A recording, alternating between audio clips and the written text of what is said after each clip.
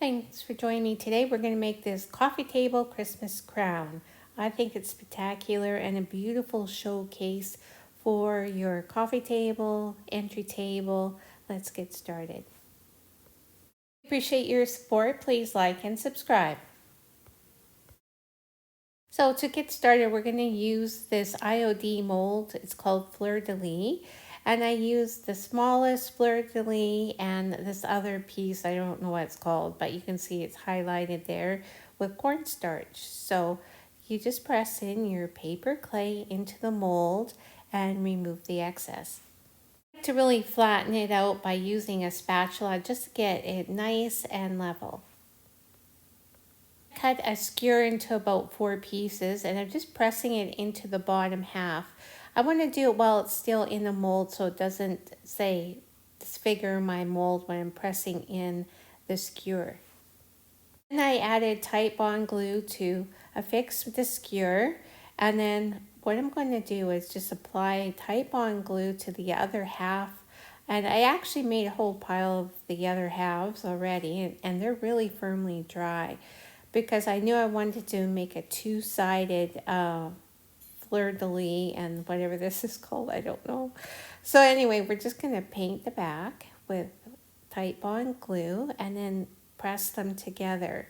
Now I spent a lot of time kind of fiddling with the two ends to get a nice structure that they're attached and molded smoothly around the seams. So you spend a lot of time without pressing too hard. It helps a lot having half of it already pre-dried and then molding the fresh clay to it. It just helps you get it more seamless.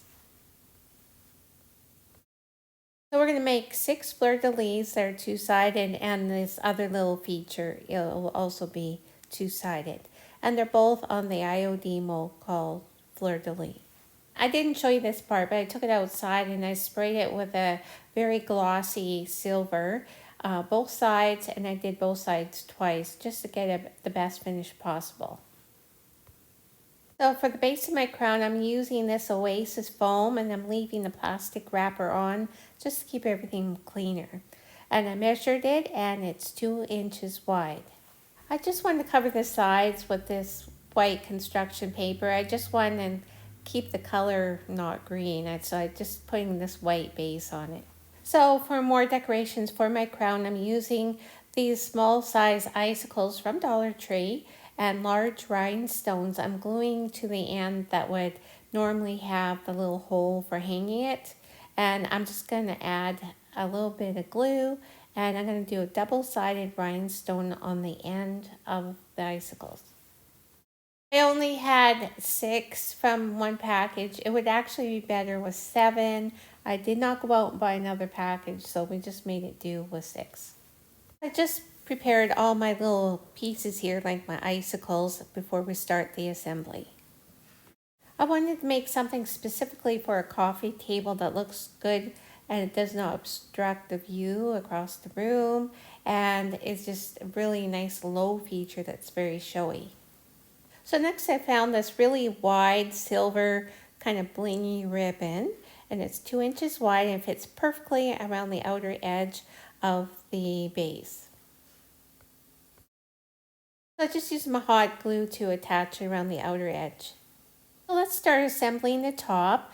Now I'm poking into the cellophane. It works fine for the icicles, but I found for the skewers that are cut off, it does not want to pierce that plastic. So I used just a little sharp tool just to poke the plastic and then add my little features. And I did angle them outward. You can see here in the picture, I'm just trying to demonstrate, I don't know what angle it is, but angle them outward. It certainly enhances the look. And then I alternated between icicles, the Fleur De Lis, and the other embellishment while angling outward slightly. So I'm just checking on my progress here, and I'm like, hey, I'm liking this better than I hoped. I'm like, it's really working out, so let's keep going. So I realized that spacing things out, it was maybe a bit tight. So I actually pulled everything out and redid it, just spacing it out evenly and trying to fit in those icicles so it doesn't look like I ran short when I really did. So now I'm just going to add these silver bead strings to the base. So I'm just going to use the table as a leveler because I'll never get it even. I kind of do things kind of by feel rather than sight. So I'm just kind of adding the glue. I'm actually just hoping it's on there. I can't even see it. And I'm just pressing it on as I go around, and the table helps keep everything level. It helps give it a nice finished look as well. So I'm really happy with the way that's turned out. I did a lot of time researching this. I did not find anything remotely close to it, so this is totally my own creation. And then we're going to run another string of beads along the top. And then I'm going to use some chalk paint and some snow from Dollar Tree, and I'm just going to paint around the outer edge. There's going to be a mirror in the center, so I don't need to do the whole piece. And it just works good with paint just to be able to get in all those little nooks and crannies. And just run a good, 1.5 inches all the way around of the chalk paint. And then shake the iridescent snow from Dollar Tree on top.